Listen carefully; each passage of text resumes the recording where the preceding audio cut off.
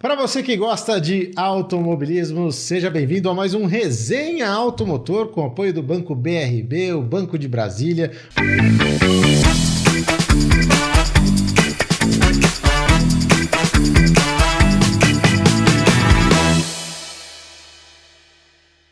Está acompanhando aqui com a gente o Resenha Automotor, sempre com apoio do Banco BRB, o Banco de Brasília, o banco que abraçou o automobilismo brasileiro e, aliás, também o automobilismo como um todo, né? Internacional, patrocinando o Bortoleto até a Fórmula 1, apoiando a equipe Alpine lá na Fórmula 1 por mais um ano.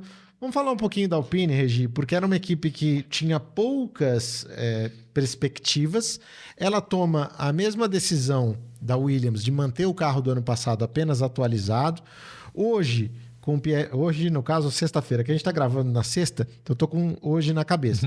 Mas na sexta-feira, o Gasly ficou com a quinta posição, 1:30.040. O Jack Doohan na véspera, né, na quinta-feira, foi o oitavo, 1:33.68. Tempos que mostram alguma evolução para uma equipe que, no ano passado, começou esses testes como a pior de todas. E não fez um bom campeonato. Aliás, a melhora dela foi pequena e mais para o final. Segundo semestre, que aí deu pódio no Brasil. Conseguiu ter um pódio. Mas eu também não esperava isso. Também esperava. Tomara que seja uma melhora constante, que não seja uma coisa assim de momento, né? Porque eles têm uma equipe competente para trabalhar, têm pilotos rápidos, né? Principalmente o Gasly, de quem eu gosto muito. Então, pode ser que faça um bom campeonato. Para nós, Thiago, para nós todos, torcedores, né? Se não forem apenas 4, se forem 6 equipes, né, lutando ali em cima, lutando por vitórias, nem falando em título, é tudo que a gente espera da Fórmula 1. Voltar a ter um campeonato como 2021, só que 21 ficou em Verstappen e Hamilton. Agora não, de repente, se forem 6 carros, a gente pode ter 12 pilotos ali brigando, né? Seria sensacional. E aí eu te pergunto, Regi, se você acha que essas equipes tomaram a decisão correta, tanto a Alpine quanto a Williams, de manter o carro do ano passado, claro, com grandes atualizações, né, um pacote novo, mas ainda assim o carro do ano passado. Você acha que isso pode ter, pelo menos nesse início de trabalho, contribuído para essas duas equipes? Sim, né? Porque provavelmente eles tomaram essa decisão também porque estão atrasados no projeto novo, né? Aí alguém tomou a decisão certa, não, vamos parar com isso, vamos botar esse carro de volta na pista, e deu certo. Deu certo na medida em que eles sabiam que não iam, vamos dizer, lutar lá na frente. Mas você vê que tem gente lutando na frente que a gente não esperava, que é o caso da Williams, né? É verdade, mandou muito bem a Williams nos 3 dias de treinos, né? Inclusive o Carlos Sainz terminando com a melhor marca da semana, né? A marca dele foi na quinta-feira, mas ninguém superou, ele ficou com o melhor tempo. E o Albon com o sexto melhor, né? O Albon, exato, que foi o terceiro na sexta-feira, sexto melhor tempo. Regi, a Alpine, que a gente estava comentando agora, que é também assim como a Williams usa o carro do ano passado, ela tem no banco de reservas um cara chamado Franco Colapinto. E tem como titular o Jack Doohan. É uma briga muito forte entre dois meninos que mostraram um talento na base, mas nenhum se destacou como um Bortoleto, se destacou como um Drogovic, se destacou abaixo disso. E começa a temporada com o Doohan. Você acha que o Doohan vai até o final do ano ou já é carta marcada para a gente ter o Colapinto? Eu não sei se carta marcada para ter o Colapinto, que o Colapinto deixou muito a desejar no final do campeonato, né? Inclusive batendo em 3 fins de semana seguidos. No Brasil, 2 vezes. No Brasil, 2 vezes. Então, isso aí, eu acho que ele era, todo mundo sabe que ele era super cotado. Ele perdeu a chance nesses erros. Mas não sei se é ele. Mas vamos ver o que o Doohan faz, né? O Doohan, também, para ele, é uma coisa completamente nova. Vamos ver o que ele faz. Ele foi razoavelmente bem na Fórmula 2, né? Foi o terceiro colocado naquele campeonato, disputando até com Drogovic, enfim. É um nome bom, mas é isso, não fez nada de esplendoroso, né, na carreira. Foi vice-campeão da Fórmula 3, então é um cara que chega com algum cartaz, um cartaz melhor até do que o do Colapinto em termos de currículo, mas que chega com essa pressão danada, até porque tem patrocinador da Argentina no carro, né? O Mercado Livre é um dos patrocinadores da Alpine. Então, talvez nesse jogo político ele possa perder força, né? E nesse momento, se você perguntar, não é para mim, não. Para qualquer pessoa, né? Para várias pessoas que seguem direitinho, o campeão é o Piastri. Né? Uhum. Mas as coisas podem mudar, é muita corrida pela frente. O Norris parece tranquilo, parece estar tranquilo. Então, vamos ver as próximas corridas, porque o que eu sei é o seguinte, não sai da McLaren, né? Não sai. Apesar de ter lá um Verstappen que ele contraria qualquer lógica, mas não sai da McLaren. Isso da administração da McLaren, administrar os dois, né? Se você citou, se a McLaren fizer isso nesse momento, ou ainda antes, na primeira metade do campeonato, e não deixar o Norris atacar, aí explodiu tudo. Aí o Norris não é um cara de aguentar isso, aí a relação já vai deteriorar totalmente. Eu não acho que vai acontecer isso, não sei se o Norris tem um conselheiro, por exemplo, o pai dele, que é um cara ligado ao automobilismo, que é dono de equipes que disputam o Mundial de Kart e tal, né? Um cara que gosta do negócio e tem muito, muito, muito dinheiro. Eu não sei se o pai é um conselheiro que o Norris ouça, né? Chama-se Adam Norris. Eu não sei se o Norris ouça o cara, mas se ouvir, eu acho que o conselho que o Adam tem que dar é esse: olha, segura a barra aí que nós vamos virar esse jogo. Mas não sai latindo antes da hora. Né? Sim. Tem que esperar o momento de atacar. Exato. Está curtindo aqui com a gente o Resenha Automotor, sempre com o apoio do Banco BRB, o Banco de Brasília, que abraçou o automobilismo. Regi, aproveitando toda a sua experiência de quem já acompanhou tão de perto muitos grandes prêmios de Mônaco, a gente teve uma vitória do Norris, que era o cara que chegava ao circuito como o patinho feio, né? Todo mundo falando do Piastri, o Leclerc andando bem nos treinos, e de repente é o Norris quem se sobressai e ganha a corrida com bastante mérito. O que representa ganhar em Mônaco e o que representa para o Norris ter ganhado essa corrida?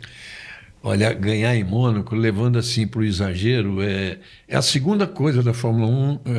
Primeiro é ser campeão do mundo, segundo é ganhar em Mônaco. Né? Ser vice-campeão, acho que vale menos do que ganhar em Mônaco. Concordo. Mas o Norris, imagine, nitidamente abatido como ele andava, né? O Piastri se sobressaindo, ele nunca conseguindo andar igual, né? Mesmo classificação, ele estava bem, mas o Piastri sempre um pouquinho à frente, treino livre um pouquinho à frente. Então ele estava bem abatido com isso, e é difícil um piloto reagir quando está numa situação dessa.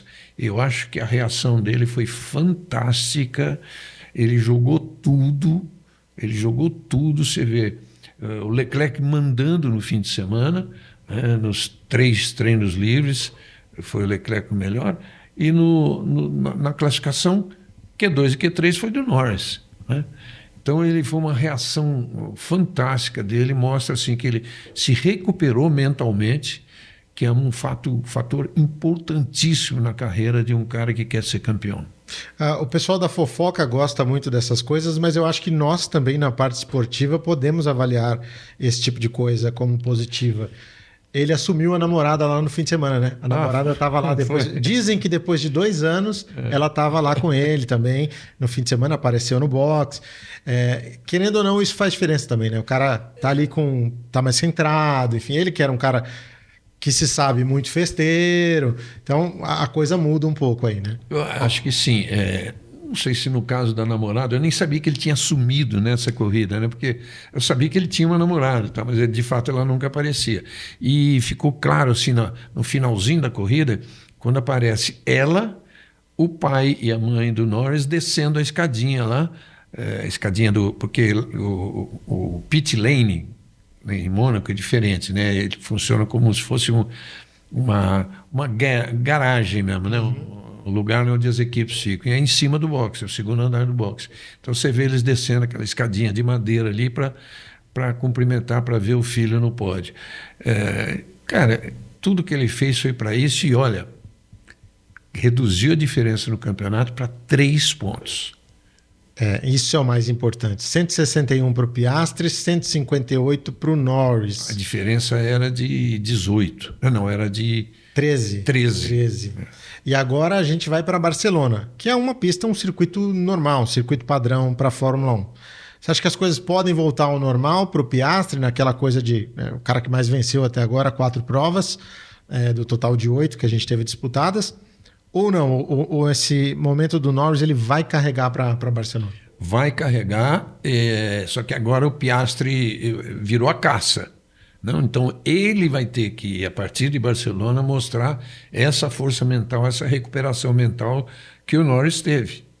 Então aí é praticamente um ponto decisivo, né, desses 2 segundos terços do campeonato. Um terço terminou agora. Eu acho que o Piastri tem condição de mostrar isso, mas é assim, bacana, inclusive nas apostas, né? A nossa tradicional GPTEC, ela vai ter, muita variação entre Piastri e Norris aí na pole position. Né? E eu gostei muito de uma declaração do Zac Brown recentemente, que ele falou, olha, se eu tiver que perder o campeonato para o Max Verstappen, porque eu não optei entre Piastri e Norris, tá tudo bem, porque eu acho que eu não preciso optar agora, nesse momento, com os dois tão próximos. Eu acho que não faria sentido. Então, eles meio que têm a carta branca aí para seguir brigando, para seguir disputando. Claro, dentro de uma lealdade ali, né? Não se atacando, enfim, não tirando um outro da pista, como aconteceu com Hamilton e Rosberg algumas vezes, né? Então eles estão liberados para isso. Regi, falando em BRB, quero falar do Gabriel Bortoleto, nossa grande promessa da Fórmula 1, que com o apoio do BRB chegou à Fórmula 1 também, está correndo pela Sauber, um projeto de futuro para a Audi. E quero te ouvir sobre a grande polêmica ali do fim de semana. Ele faz a ultrapassagem no Antonelli e aí na Portier, que é a curva ali para a direita para o túnel, ele acaba dando espaço, o Antonelli joga e ele reclama do Antonelli. Qual foi a tua visão do lance? Ele deu espaço. O Antonelli se jogou como todo bom piloto faz. Eu acho que o Bortoleto deu um pequeno espaço a mais, não sei porque a tomada dele foi um pouquinho mais folgada, digamos assim. Agora, a ultrapassagem na curva da estação, aquilo eu acho que eu nunca vi. Uma ultrapassagem por fora daquela e limpa. Sim.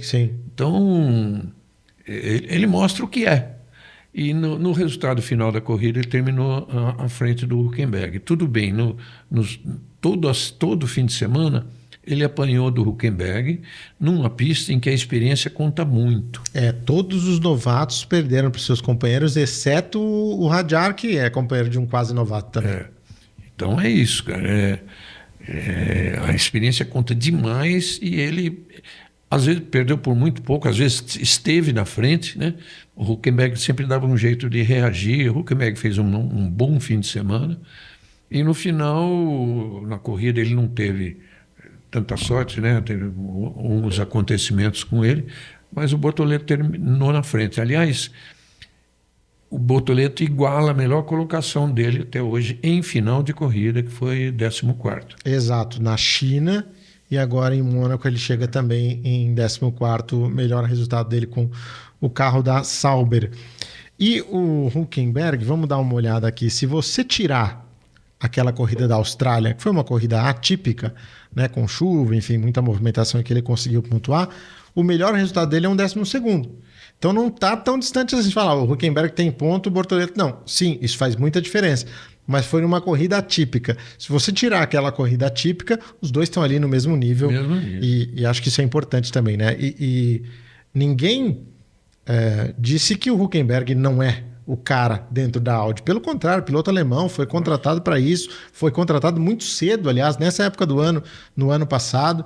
E o Bortoleto veio depois. O Bortoleto é uma aposta de futuro da Audi, mas o cara, acertadamente pela experiência que tem neste momento, é o Hülkenberg. Eu me lembro do Hülkenberg com o companheiro do Rubinho na Williams, aliás, foi a pole position que ele fez em Interlagos, aqui em São Paulo, e o Rubinho me falou que foi um dos adversários mais difíceis que ele teve. É um cara muito experiente agora, já depois de tanto tempo, e já ouvi também do Ricardo Penteado, ex-diretor de motores da Renault, que ele é um cara impressionante e até determinado ponto chato em relação às coisas de engenharia, que entende muito, então que ajuda a desenvolver. Então eu acho que é o cenário perfeito, não é um fenômeno, ou seja, dá para o Bortoleto andar na frente algumas vezes, como a gente já viu, e futuramente até assumir essa liderança dentro da equipe, e ao mesmo tempo é um cara que contribui bastante para o time, né? Regi, Ferrari, quinto e sextos lugares para o Leclerc e para o Hamilton, corrida muito difícil e vindo numa sequência de críticas na imprensa italiana ao trabalho do Fred Vasseur. Como é que você avalia esse tipo de crítica? Você acha que já dava tempo do Fred ter entregado alguma coisa diferente do que entregou? E o que esperar desse projeto daqui em diante? Acho que com o Fred Vasseur acontece o que acontece com muitos técnicos de futebol no Brasil. E ele falou isso. Conhecendo a imprensa italiana, ele falou isso. Quando ele refez a equipe, né? Ele colocou a equipe nos trilhos, né? Fez um trabalho muito bom. Mas ele sempre disse isso. Quando começar... Aliás, o Ancelotti acabou de falar isso em relação à seleção brasileira. Quando eu começar a perder... Uhum. Então, o Vasseur falou isso. Quando as coisas mudarem um pouco, eu sei que você é muito criticado. Só que, tratando-se de mídia italiana, Tiago, crítica não é muito mais do que crítica, né? A mídia italiana, ela praticamente determina a ação de um clube de futebol, de uma equipe. Normalmente é isso mesmo. Faz parte do íntimo do ser italiano, né? Uhum. Ele não vai querer, bom, se todo mundo me critica, deixa eu mudar, eu como diretor de um clube, deixa eu mudar esse negócio, tirar esse técnico aí. É muito do italiano. Então, o Vasseur, que eu acredito muito nele, mas era um momento dele ter reagido, porque está no auge da crítica. Então, quero ver muito. Não deu tempo, porque nós temos corrida no fim de semana que vem, mas eu quero ver muito o que vai acontecer se na Áustria o resultado for negativo, como foi no Canadá. Vale lembrar, eu vi o Hamilton evoluir como atuação, uma volta ou outra. Então, ele numa volta, eu senti ele bem mais à vontade com o carro. E o Leclerc é aquela história, né? O cara bate, fica 2 treinos fora e depois volta andando muito. Você vê que nós estamos falando de um cara super talentoso. Então eu vejo a Ferrari assim, com boa chance de evoluir, mas ela involuiu nas últimas 3 corridas, aí, chutando assim. Até que ponto essa involução vem também dessa dificuldade de comunicação que parece existir entre os pilotos e os engenheiros? O cara fala, a gente está no plano B, e o piloto fala, mas eu quero o plano C, e continua no plano B. O próprio Hamilton com o engenheiro dele também tendo dificuldades. Até que ponto isso influencia? Eu imaginei que isso fosse acontecer com o Hamilton, como está acontecendo com o Hamilton, não pelo idioma inglês para o italiano, porque o engenheiro dele, evidentemente, é um cara que fala muito bem inglês, mas embora seja italiano. Mas não é isso, não é questão do idioma, não. É discordância mesmo do tipo de atitude. É sabido que o Hamilton com o engenheiro lá não estão lá essas coisas. Não teve nada nessa corrida agora, mas a situação é meio tensa. Agora, o Leclerc também. E ele com toda razão, quando ele parou, ele de pneu duro parou e botaram o duro de novo, tudo bem, forçando uma segunda parada, que era normal uma segunda parada, mas naquele momento era o pneu médio. Então ele perguntou mesmo, não entendi o que vocês fizeram. Poxa vida. Né? O Leclerc, um cria da casa, um cara que é ferrarista desde criança. Então, é muito estranho ter acontecido isso, essa divergência entre piloto e equipe, no caso do Leclerc. É algo que realmente se destacou nessa corrida, um pedindo uma estratégia, o engenheiro falando de outra, enfim, não se entendendo e a coisa fugindo do controle ali. É algo para prestar atenção e que o Fred Vasseur também vai ter que administrar aí muito bem nas próximas etapas, né? Muita gente falando até que Christian Horner seria uma opção na Ferrari. Tenho para mim que o Hamilton não trabalharia com ele. O que você acha? Pois é. Essa semana se falou muito do Christian Horner, mas acho que, nossa, é completamente diferente do perfil da Ferrari. Não daria certo. A Ferrari deu certo com o Jean Todt, mas assim, acho que tem que ser um latino. Seja qual for a nacionalidade, mas um latino, né? É muito difícil. Você vê, na época do Jean Todt, a equipe tinha vários, acho que hoje não deve ter tantos engenheiros ingleses como tinha na época. Inclusive alemães, trazidos pelo Schumacher. E a coisa andava. Porque o Jean Todt, o cara botou todo mundo no seu devido lugar. Por tudo isso que eu disse, praticamente impossível o Horner trabalhar na Ferrari. Mas que a situação do Fred Vasseur não está tranquila, não está. E dependendo muito do resultado da Áustria, por exemplo, não sei o que vai acontecer. Então eu coloco um outro nome aí na mesa para você avaliar, Regi. O Antonello Coletta, que é o chefe da equipe Ferrari no WEC, acabou de ganhar mais uma. Agora a Ferrari imbatível. Que vitória. Como é que você enxerga uma transição dessa? E buscar o cara onde está dando certo? Olha só, a Ferrari já foi disso, de ir buscar chefe de equipe no rally. O Jean Todt, né? O Jean Todt foi e depois teve o Cesare Fiori. Também. Imagine agora no WEC, que tem tudo a ver, é asfalto e não terra, né? Tem tudo a ver, depois dessa vitória espetacular. Aliás, cara, como eu me emocionei de ver o Kubica vencer uma corrida.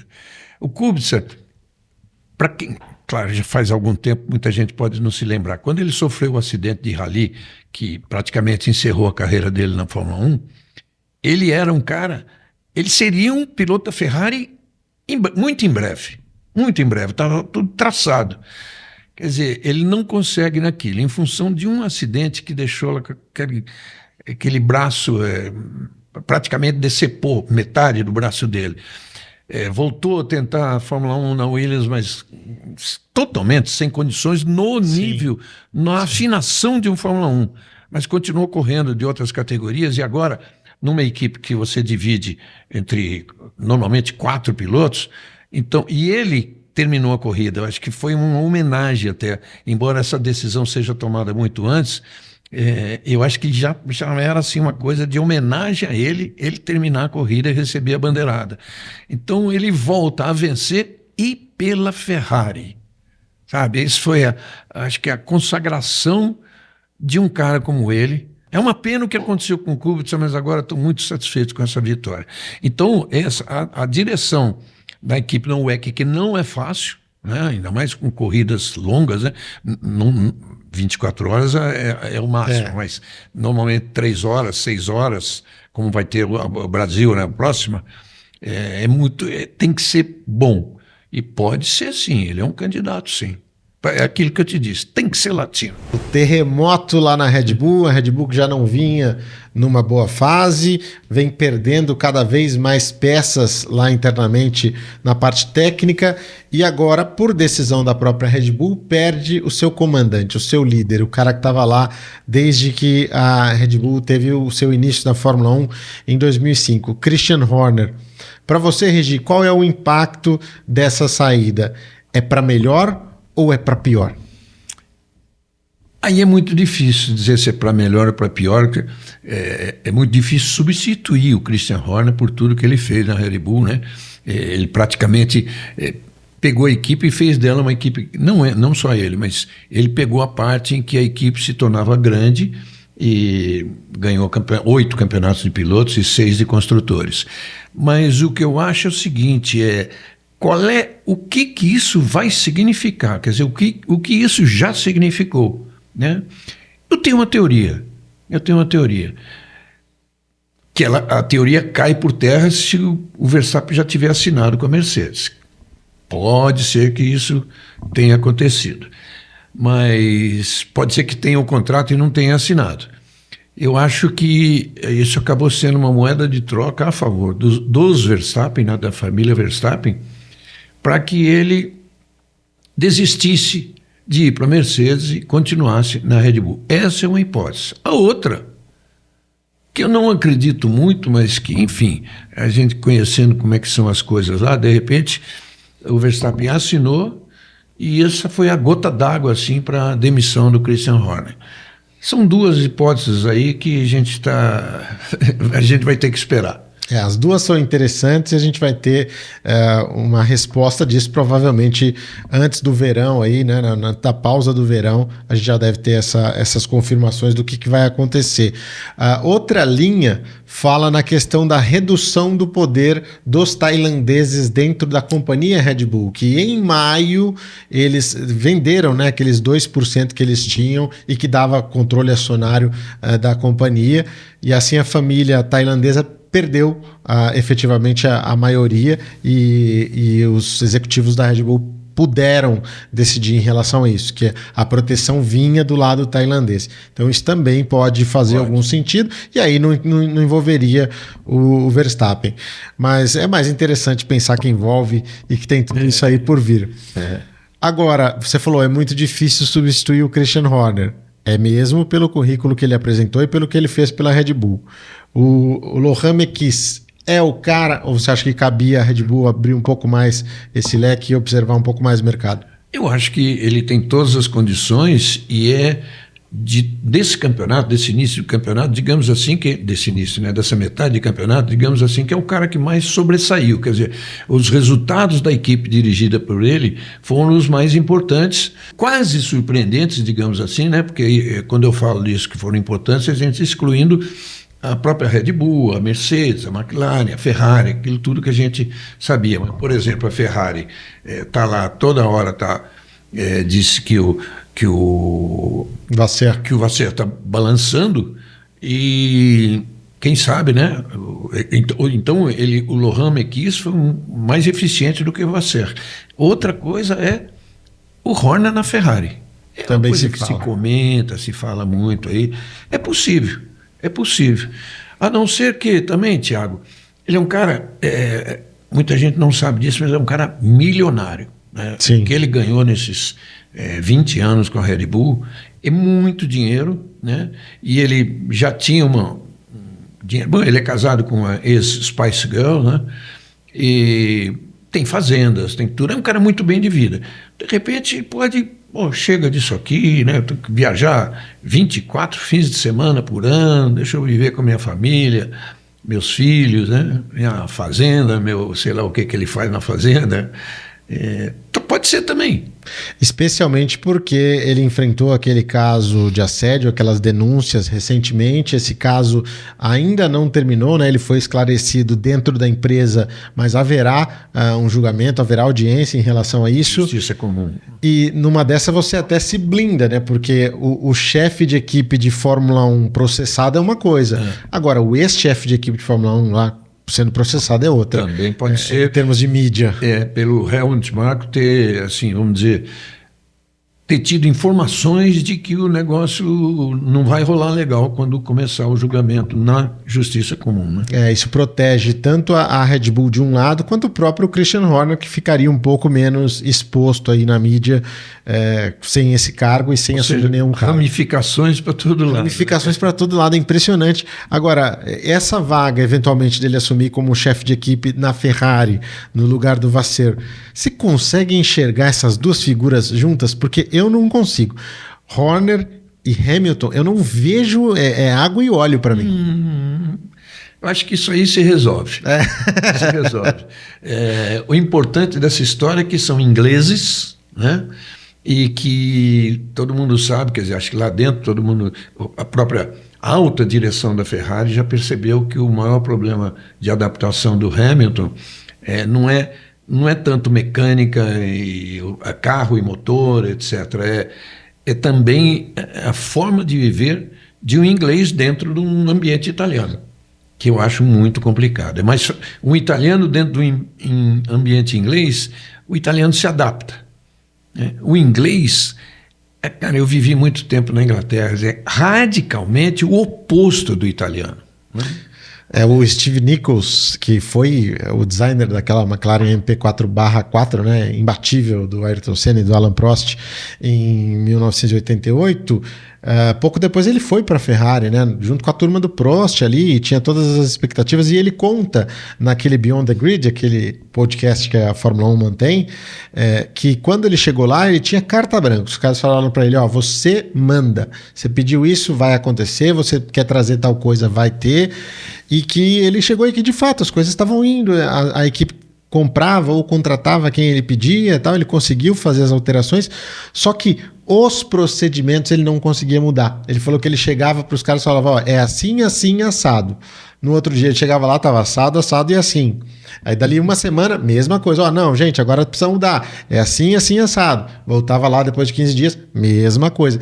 E aí ele falou, não dá, não tinha como. Ele não mudava a cultura de trabalho dos caras. Muito isso, cara. É muito isso, é muito isso. Fora que o inglês ele não é tão maleável assim, né? A forma de viver, né? Não é tão maleável para... vou me adaptar ao italiano, sabe? Não é prepotência, não, mas eu acho que o Hamilton estava esperando que os italianos se adaptassem a ele também. Eu acho que deveriam até. Deveriam. Mas enfim, esse é outro assunto. Regi, vamos falar agora um pouquinho aí das equipes de meio de grid, porque essa briga também está bem interessante, né? A Williams em queda, a Sauber em ascensão e um pódio impressionante aí do Hülkenberg nessa última prova no Grande Prêmio da Inglaterra. Um pódio com base em performance mesmo, né? Claro que a estratégia funcionou, mas se a estratégia deu certo, você cai lá em terceiro, quarto e o seu carro é ruim, você termina em 10º igual. Não muda nada. E não só acertou na estratégia, como se manteve e brigou pelas primeiras posições, ganhou do Hamilton essa disputa pelo pódio.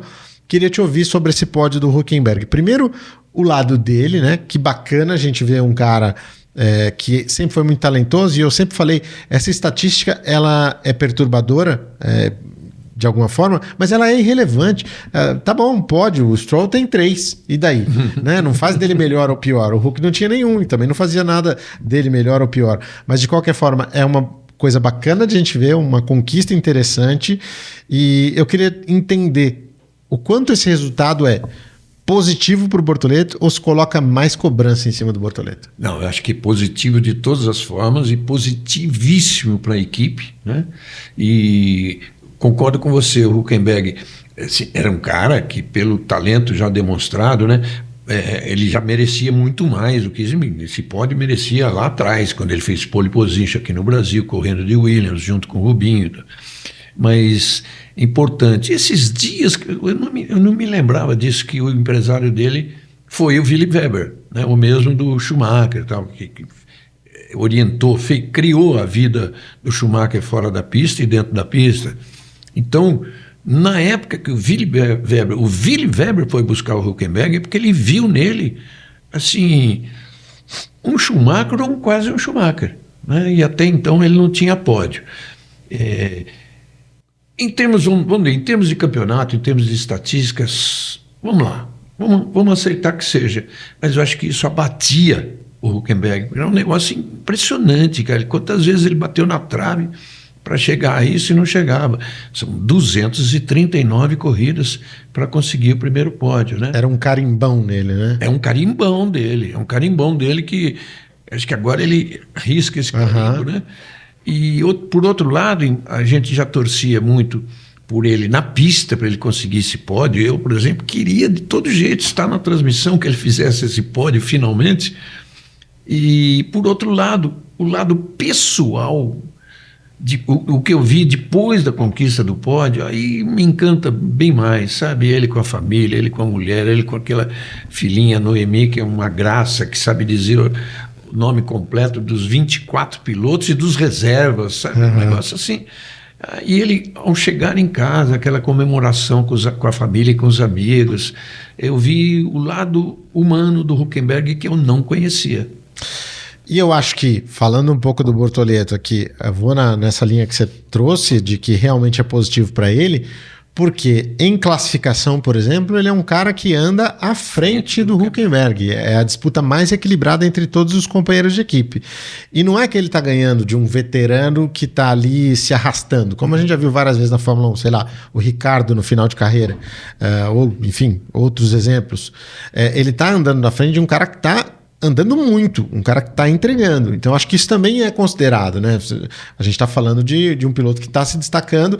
Eu diria que é mais impressionante você ver o Bortoleto contra o Hülkenberg do que o Hadjar contra o Lawson, por exemplo, sem diminuir o que o Hadjar está fazendo, que é maravilhoso. Mas eu digo, o adversário do Bortoleto eleva isso que ele tem feito. Com certeza. Isso. Bom, impressionante o dado. Eu vou até contar uma coisa que eu. Puxa, não, vou guardar para uma transmissão. É mesmo? Então tá bom. Diz respeito ao relacionamento que a gente já sabe, do Hülkenberg e o Bortoleto, né? Uhum. Mas durante essa corrida especificamente, aconteceram algumas coisas pelo rádio do Hülkenberg para o Bortoleto que foram muito importantes. Né? Olha só, então o Regi conta transmissão. Conta numa próxima transmissão aí, fica só o spoiler, como a gente eu estou diz. guardando bem porque eu não estarei nessa transmissão da Bélgica, né? Porque eu vou estar por um bom motivo. Bélgica, vou estar lá na Spa-Francorchamps, revendo os amigos, matando saudade da Fórmula 1. Talvez faça alguma coisa lá com a Mariana lá embaixo, mas vou guardar para a corrida da Hungria. Vocês me cobrem com os detalhes. Geralmente lá em Spa você costuma trazer umas coisas que deixam do chão treme. Pô, quero me ver livre disso, pelo amor de Deus, o que eu passei ali, que eu passei naquele caso do Crash Gate lá, do negócio do Nelson Piquet lá em Singapura, foi complicado. Mas eu acho positivo, até porque, se pensar tecnicamente, o carro está muito melhor mesmo. Então, o Bortoleto vai tirar vantagem disso. Você falou uma coisa importantíssima, ele vira igual para mais, sempre classificando na frente, em classificação. Falta um pouco de experiência, fora os erros. A Sauber errou com ele 3 vezes, assim, insistindo num erro absurdo, né? De fazer um cara que tem menos experiência... obrigá-lo a fazer um pneu durar mais do que poderia durar, né? Isso é bom para um piloto experiente, não para um cara que está ganhando experiência ainda. Mas eu acho que vai ser positivo. Vamos dizer assim, é uma régua que sobe, né, para o Bortoleto subir, que ele já tem subido, e essa união dele com o Hülkenberg é extremamente importante, Thiago, é importantíssimo, coisa que a gente não vê normalmente em outras equipes. Claro que quando um cara está chegando, o experiente quase sempre ajuda, durante um tempo. Né? Sim. Mas depois se torna um rival igual. Tem tantos casos aí para citar, né? E isso que você falou, né, do aprendizado em corrida, claro que não é a mesma coisa e nem teria de ser. O próprio Piastri, o ano passado, ou até antes, né, quando ele chegou à Fórmula 1 como companheiro do Norris, a diferença deles em corrida era gritante. O Norris era um cara muito mais capaz e por conta disso até entrou na briga pelo título ano passado e o Piastri não. O Piastri só a partir da segunda metade do ano é que tinha de fato uma leitura de corrida, preservação de pneus no nível do Norris. Então é isso, é questão de evolução mesmo, é crescimento do atleta ali, né? O que ele vai ganhando de desempenho, na verdade. Está acompanhando aqui com a gente o Resenha Automotor, sempre com o apoio do Banco BRB, o Banco de Brasília, banco que abraçou o automobilismo. Regi, falando um pouquinho aqui de Verstappen e de Red Bull, a gente teve esse fico do Verstappen, né? A confirmação de que ele vai permanecer lá pelo menos em 2026, o contrato é até 2028, mas 2026 está seguro de que ele faça essa temporada com a Red Bull, porém continuam os rumores, né? Foi visto com o Toto Wolff lá na Itália durante as férias. Como é que você vê o futuro do Verstappen? Você acha que ele está seguro onde ele está ou ele está de olho no mercado e realmente 2027 a gente pode ter novidades? Mais ou menos. Eu fico até feliz de ter acertado em cheio um palpite na época de a razão pela qual o Verstappen tinha optado por ficar na Red Bull. E eu falei, entre as opções que existiam, a principal era que ele tinha sido uma moeda de troca. É sabido do distanciamento dele e do pai, né, da família Verstappen, em relação ao Christian Horner, de muito tempo atrás, e pendendo para o lado do Helmut Marko, né? É gozado a gente falar assim, pô, que isso, mas são duas equipes? Não, mas enfim, política da equipe é assim, e essa história do Christian Horner veio numa fervura de muito tempo. E então, quando aconteceu isso, que noticiou-se que ele já tinha se comprometido com a Mercedes e tudo, e depois ele optar por ficar, eu falei, isso aí foi uma negociação para ele ficar e o Christian Horner sair no meio do campeonato, que é uma coisa estranha, né? Tinha alguma razão forte, e a razão forte agora a gente sabe que é essa, né? A permanência do Verstappen. E importante deixar claro, né, Regi? Não era o Verstappen em si, e sim, pelo menos que se fala, todo o corpo, todo o staff do Verstappen que não batia com o Christian Horner. Sim, é verdade, isso, exatamente. Essas coisas não são divulgadas, mas eu tenho certeza que o acordo dele, ele tem contrato até 28, mas assim como ele tinha achado uma brecha para sair agora, eu acho que ficou meio certo assim que final de 26 ele sai. E aí, qual é a do Verstappen? Ele está jogando, porque ele sabe que a grande chance de 26 ser ter uma oportunidade muito melhor, quer dizer, o mercado estar melhor, né? Ele tem várias opções, e aí também palpite. Claro que a negociação com o Toto Wolff vai continuar. Você viu que eles se aproximaram muito aí nessa fase de conversas, tanto que passando férias juntos. A Mercedes, ele está esperando o quê? Né? Pegou muito mal quando aquele negócio que o Russell ia sair para dar lugar para ele, os dois são inimigos, aquela coisa toda. Então, ele está esperando o quê? Uma definição do que acontece na Mercedes, né, com o próprio Russell e com o Antonelli, que não é um cara que está entregando tudo o que se esperava de um cara anunciado como, né, o grande nome, o fenômeno. Então, ele está esperando isso. Mas tem uma coisa também, palpite. Vai que ele esteja pensando também, aquele grande sonho de todo piloto, o que vai acontecer com o Hamilton, né? 2026. Ele vai se reencontrar de uma vez, ou se ele não se reencontrar, você vê o estado dele atual de dizer que ele está se sentindo inútil, ou seja, ele está se perguntando sobre ele mesmo, será que eu sou tudo isso? Será que eu ainda tenho esse valor para a equipe? É uma coisa, um questionamento muito complicado. Qualquer atleta, quando se faz, qualquer pessoa, qualquer ser humano, mas numa Fórmula 1, se você se perguntar isso, vamos dizer, normalmente é o começo do fim da carreira, né? Mas ele está vivendo isso, talvez ele supere tudo, mas vamos ver 26. Porque também é tudo novo, né? Carro novo, motor novo, regra nova. Ele está provavelmente também apostando nisso.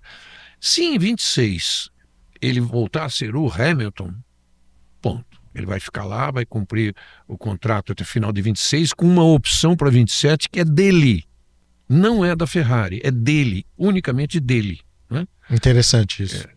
E se ele não se encontrar, do jeito que está, se continuar esse pensamento dele, eu acho que ele pode dizer perfeitamente, só, gente, acabou, sou um cara super bem sucedido, legal, quero me dedicar à minha vida e tal, parabéns, vou seguir a Fórmula 1, vou estar aqui de vez em quando e tal, e tchau. Aí, com certeza, a Ferrari vai atrás do Verstappen. Como qualquer equipe iria. Como qualquer equipe iria. Mas olha como cairia bem. Como caiu o Hamilton, né? Mas no final não aconteceu até agora. Mas cairia bem. Eu não sei o que ia acontecer com o Leclerc.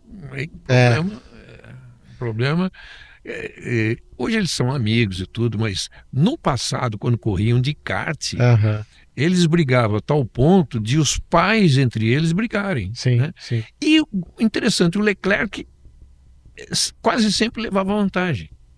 É verdade. E o Max depois campeão mundial de kart, né? Então um cara que fez muita história, e o Leclerc andava ali muito parelho. Então realmente era uma rivalidade interessante e que a gente pode voltar a ver na Fórmula 1. Vimos um pouquinho lá em 2022, quando a Ferrari tinha carro ali para peitar a Red Bull, mas não foi suficiente, né? Quem sabe a gente tenha mais dessa disputa, e interessante te ouvir também a respeito desse futuro do Max, que pode ser sim, quem sabe, uma Ferrari. Mas Regi, me diz aí, na sua visão, de onde é que vem essa força do Verstappen para ganhar 2 corridas consecutivas num final de ano em que a gente previa que a McLaren ia surfar, ia conquistar o título de construtores já com antecedência, inclusive nesse fim de semana tinha chances, e vai lá o cara e atrapalha tudo. Eu acho que essa é uma pergunta que está assim na cabeça de Zac Brown, dos técnicos e engenheiros da McLaren, né? Porque é difícil agora no momento, depois da segunda vitória consecutiva, você vai dizer assim, foi uma vitória pontual, aquela de Monza, e agora essa de Baku, né? Então, não se sabe se a Red Bull de fato encontrou alguma coisa que melhorou muito o carro, além do fato de ser Verstappen, né? Que ele torna possível tudo que para os outros é impossível. Então, precisa saber, vamos ver exatamente, se bem que a corrida de Singapura também não vai dar para medir muito, né? Porque depende das posições de largada. Mas, de qualquer forma, olha, assim, é um alerta para a McLaren, porque a coisa pode se complicar ainda. A gente sai de um circuito que tem 2 km de aceleração plena ali, né? Aquela reta longa. Tivemos Monza também, um circuito muito rápido. Agora vamos para um circuito mais travado, onde o Verstappen nunca venceu. É um ponto fraco dele. Você acha que se eventualmente a gente tiver de novo o Verstappen andando bem, justamente numa pista com características tão diferentes, já vai dar para a gente dizer que ele está de volta na briga? Ele vai andar bem. E quando se diz assim, o Verstappen nunca venceu, então ele é um adversário, carta fora do baralho, é o contrário. Eu acho que ele quer vencer de todo jeito, porque é a última pista que ele falta vencer. Eu apostaria numa outra vitória dele. Agora, é muito difícil a McLaren ficar tão atrás como ela tem ficado, né? Então vamos ver essa briga entre Piastri e Norris aí, a briga pelo campeonato, vamos ver o que acontece numa corrida em que é muito fácil acontecer um toque, né? Vamos ver, mas é uma pista travada, sei lá, quem largar na frente, né? É o caso do Verstappen, vai com a grande chance que ele tem de largar na frente, se o carro estiver andando bem mesmo assim, vai ser um páreo difícil. A pessoa, se ele ganhar a terceira seguida, como é que vai acontecer? O que vai acontecer no ambiente da McLaren, na sede da McLaren? O sinal de alerta vai acender, sem dúvida alguma. A gente estava fazendo aqui as contas antes de entrar no ar, né?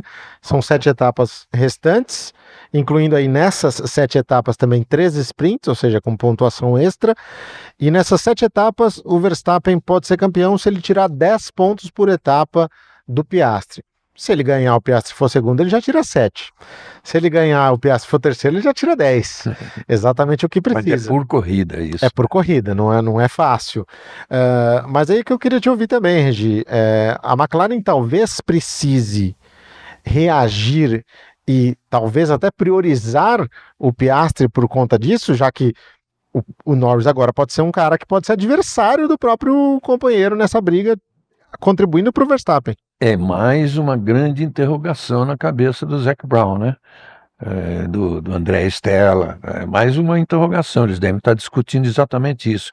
Se não fizerem nessa corrida, eu acho que não vai demorar muito para eles tomarem uma decisão, seja a favor de um ou de outro, né? Dependendo do campeonato depois de Singapura, mas eles vão ter que tomar uma decisão dessa para evitar essa progressão aí do Verstappen. E já pensou, cara, a McLaren perder esse campeonato, ela que praticamente em Singapura quase que certo vai garantir com tanta antecipação o campeonato de construtores, perdeu de pilotos? Ela precisa só de 13 pontos, independentemente do resultado das outras equipes, para garantir o resultado lá em Singapura, para garantir o título mundial de construtores. Mas é um cenário real esse que a gente falou, Regi, porque é isso, se ele precisa descontar 10 pontos, ele em primeiro, Norris em segundo, Piastri em terceiro, ele descontou 10 pontos. Então é realmente algo que pode aí preocupar a McLaren na sequência do campeonato. Fora as sprints, né? Que ele é o maior vencedor de corridas de sprint desde que ela foi criada. Exato. Maior disparado, né? Exato. E ainda temos aí 13 sprints pela frente. Regi, agora falando desse duelo da McLaren, eu queria voltar no ponto aí do Piastri, ele tinha a segunda maior sequência de corridas completadas na história da Fórmula 1, 44, só perde para o auge do Hamilton, que foram 48 entre 2018 e 2020, e terminou essa sequência de uma forma terrível, né? Bateu na classificação, queimou a largada, perdeu todas as posições, na tentativa de se recuperar, bateu de novo.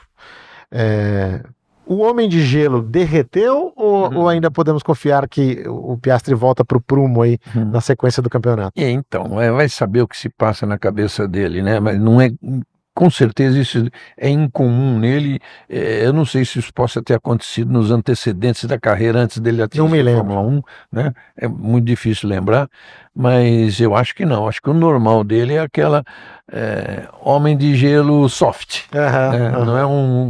Não é um Bottas, não é um Raikkonen, mas é um Homem de Gelo soft. Sim. É muito menos susceptível ao que acontece ali do que o Norris, né? Eu acho que ele volta a ser isso, sim. Esse erro, Regi, me chamou bastante atenção e quero voltar contigo nesse tema porque você acompanhou isso tudo muito de perto. Me lembrou até, guardadas as proporções, o erro do Senna em Mônaco, em 88. Você acha também que é um erro de aprendizado, é um erro de juventude, é um erro que um piloto comete uma vez de fato e que vai usar isso para aprimorar e para melhorar? Ele não tem que ter um erro de juventude assim, né? Porque com o que ele já fez na carreira, mas enfim, como é uma corrida de rua, vai lá, o piloto sempre tem a aprender, né? Principalmente numa circunstância daquela em que a condição da pista muda bastante, né? Fica mais escorregadia, menos escorregadia, mas assim, você vê que foi uma batida exatamente porque ele estava fora do limite do carro naquele momento, né? Ele não sentiu o limite do carro, não sentiu as condições da pista afetando o limite do carro. Enfim, erro até um grande campeão comete, né? A gente tem visto, o Hamilton esse ano tem errado bastante, bem em relação ao que ele praticamente nada de erro durante a carreira toda. O Verstappen deu uma rodada nessa classificação, mas então, e isso pode ter acontecido para o Piastri também. Eu espero que ele, com esse jeitão de Homem de Gelo soft, que ele supere tudo isso e que na próxima corrida ele esteja assim, muito bem, né? Com a cabeça boa, pronto para fazer. A McLaren, como o melhor carro, assim, tendência é ela ter a pole position em todas, mas aí que a gente vai medir. E a Red Bull deu ao Verstappen a chance dele fazer isso e largar na pole em Singapura, aí ele se torna o grande favorito. Então, acho que essa classificação do sábado de Singapura vai pegar fogo, vai ser uma das melhores. Vai ser bem legal, bem interessante. É uma corrida que é uma das mais longas do calendário, né? Você tem aí próximo de 2 horas de evento, com tudo normal. Então imagine com safety car mais ainda. Então vai ser bem interessante da gente acompanhar. Verstappen vence 2 vezes seguidas, é a primeira vez que ele consegue isso desde o ano passado, se eu não me engano, GP da Espanha e Canadá, alguma coisa assim. Ou seja, já é um longo período que ele não vencia 2 corridas seguidas. Muita gente passou a comparar o que ele faz nessa temporada de 2025 ao que fez o Senna em 93, que também estava contra um carro dominante, que era a Williams, para mim até mais dominante do que esse da McLaren. E ele conseguiu vitórias espetaculares, conseguiu fazer algumas das provas mais fantásticas da vida dele, Donington, Mônaco. Você vê semelhanças ou é um certo exagero? O carro do Verstappen também não é aquela McLaren Ford de 93. Não é. Mas olha, o que ele está fazendo é digno de um nível de Ayrton Senna, sem dúvida nenhuma, de Michael Schumacher, sem dúvida nenhuma, que já está provado que ele, se tiver que classificar os gênios, né, não os muito bons, excepcionais, os gênios mesmo, ele já garantiu a posição nesse limbo aí da Fórmula 1, com certeza. Então, para ele isso isso é possível em qualquer situação, em qualquer pista, qualquer que seja a característica da pista. Você acha que ele precisava de um momento como esse, depois de ganhar tantas corridas com um carro dominante, aquela temporada em que a Red Bull venceu quase todas, só perderam Singapura, né, em 2023 para o Carlos Sainz com a Ferrari. Você acha que ele precisava desse momento de ter um carro menos competitivo para mostrar quem ele é? Totalmente, totalmente. Aí a pessoa não pode mais falar que ele ganhava porque tinha Red Bull. Tal. Adrian Newey. Adrian Newey, por exemplo. Lembrar que a Red Bull, ultimamente, eu não me lembro exatamente o ano 23 ou 24 não foi, mas acho que 23 ganhou, das 24 ganhou 23 corridas. Isso aí, 2023. Né? Isso é uma coisa assim, é um domínio que a McLaren, quando ela ganhou 15 em 16, é uma coisa, agora ganhar 23 em 24, você vê que matematicamente é muito mais difícil. Então isso aí é uma coisa histórica, isso aí para mim a demonstração mais forte de que era um domínio assim meio que insuperável, e foi insuperável enquanto o Adrian Newey esteve lá, enquanto a Red Bull manteve esse nível de carro. Agora, não é só a saída do Newey, né? Porque antes do Newey já tinha perdido alguns engenheiros. Marshall, justamente para a McLaren. Justamente para a McLaren, perdeu outros para a Mercedes. O Whitley para a Sauber. Para a Sauber, que está lá hoje fazendo um grande trabalho, né? E, enfim, é o conjunto, né, Thiago? Ninguém ganha sozinho, Sim. né? Um piloto como o Verstappen, como o Senna, como o Schumacher e como outros desse nível são capazes de superar adversidades, né? Mas precisa desse trabalho em equipe. Precisa desse trabalho em equipe. O Sérgio até usou na transmissão uma frase que até fui eu que passei isso para ele, porque nas palestras que eu dou, esse é um dos temas principais, né? A superação individual é super importante, mas o trabalho de equipe sem esse trabalho de equipe, ninguém vai levar a nada, não vai alcançar o resultado que pretende. E aí chega nessa frase que o automobilismo é o esporte individual mais coletivo que existe. Né? Que não é o caso do tênis, por exemplo. Né? O tênis, no máximo, tem ali uma interferência no meio da... não, nem tem, né? Nem tem, né? Nem interferência por gestos, né? É claro que depois de um torneio, o treinador tem o que corrigir, né? Num Alcaraz, num Sinner, num Djokovic, num Federer, né?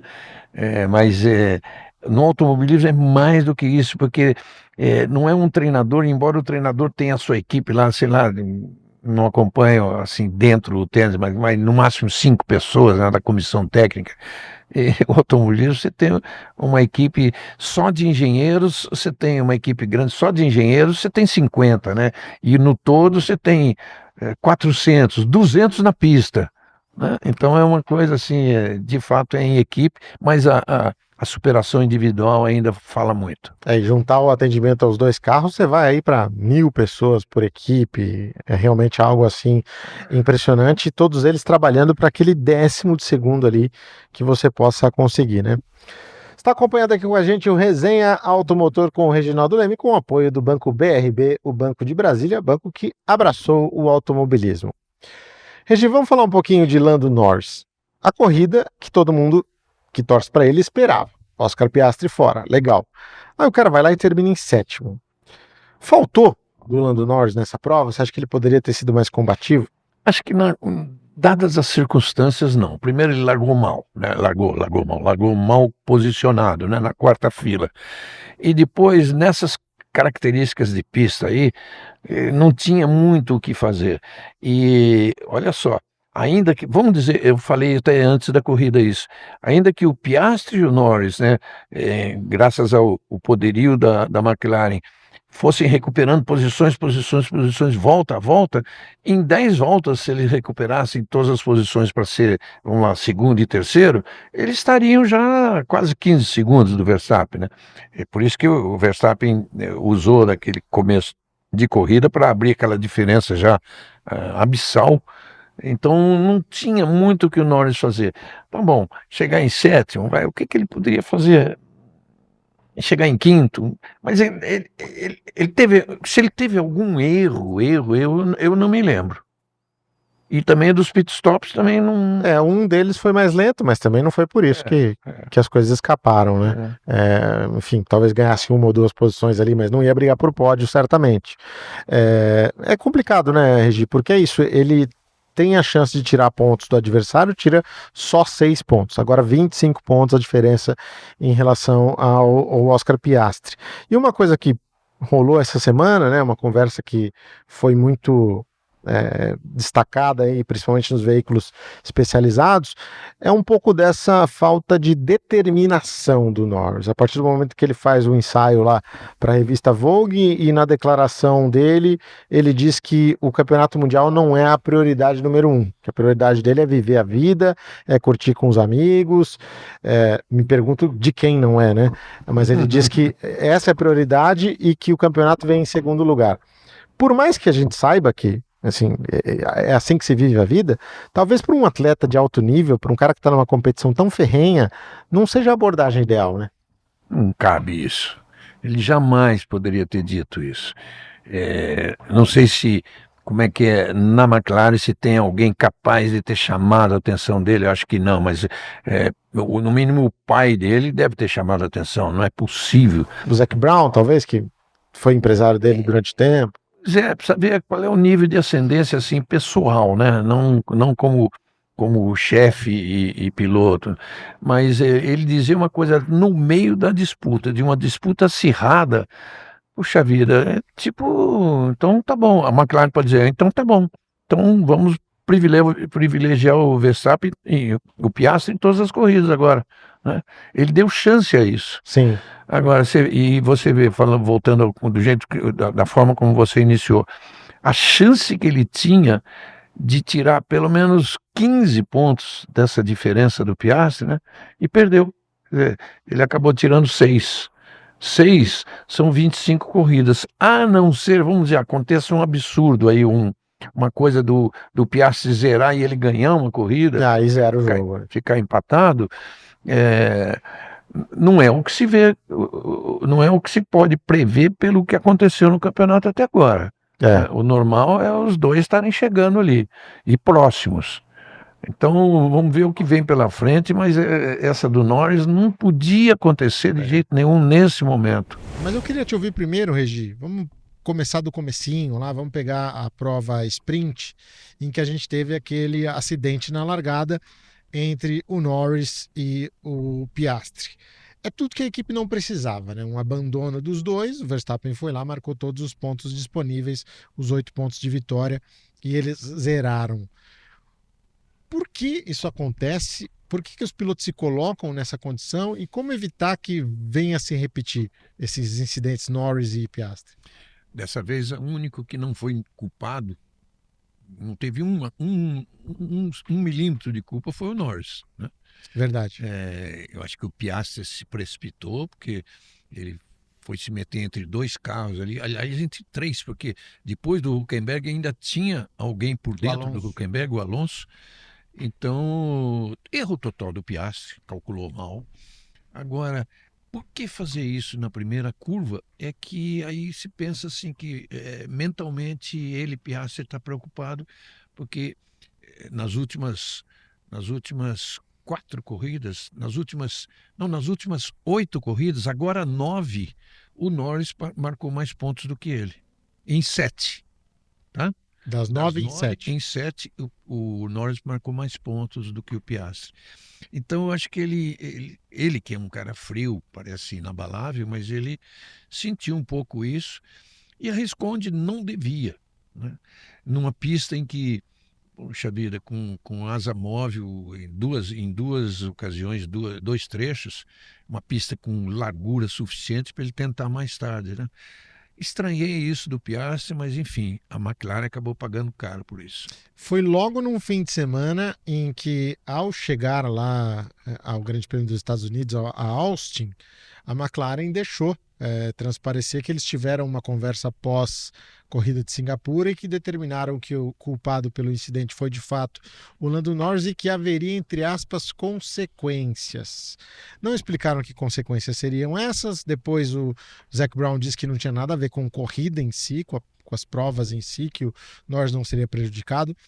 Mas será que isso também não está pesando lá dentro, essa tentativa de controlar algo que parece incontrolável? Será que também não pesa na relação entre os pilotos e na tomada de decisão para cometer um erro desse como o Piastri cometeu? Deve estar pesando, viu, Tiago? Deve estar pesando para os dois lados. A gente chega a ter a impressão de que o Norris estaria sendo favorecido, né? Porque se essa conta, 9 corridas seguidas, em que em 7 delas ele marcou mais pontos do que o Piastri, mas não acredito nisso, não é o caso. É que o André Stella não tem preferência por ninguém, né? Ele está lá fazendo um grande trabalho, o que ele quer, ele conseguiu o campeonato de construtores, ele quer o campeonato de pilotos que não parecia ameaçado e agora está. Agora está. Você vê o Verstappen chegando agora o Verstappen em relação ao Norris já está 26 pontos.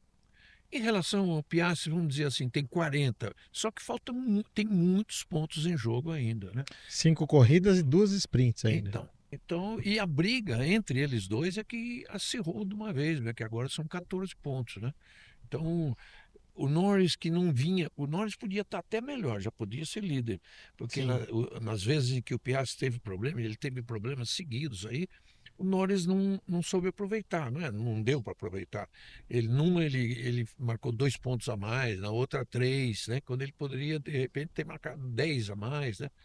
Mas, enfim, já está 14.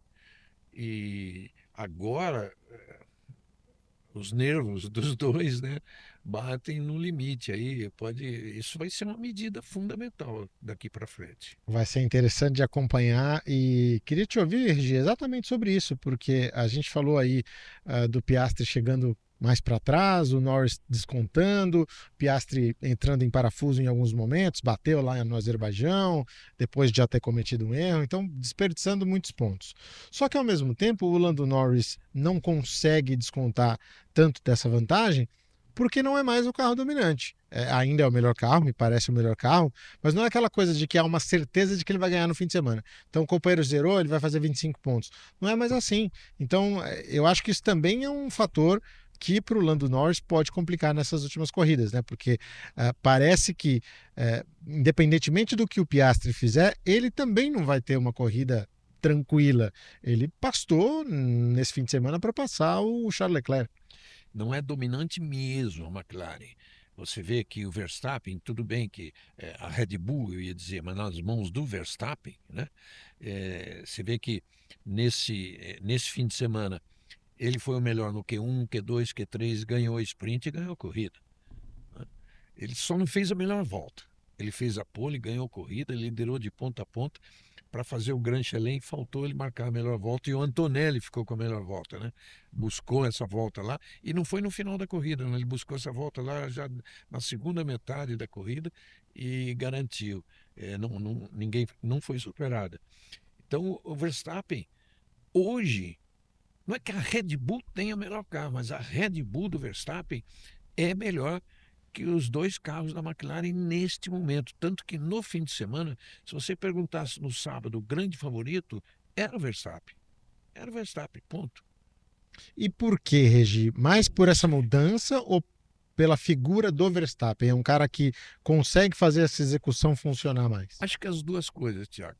Primeiro, o Verstappen, ele é sempre o Verstappen, mas agora tem uma motivação a mais, uma coisa com a qual ele não contava. Ele mesmo dizia que lutar pelo título não era uma coisa viável, e agora é.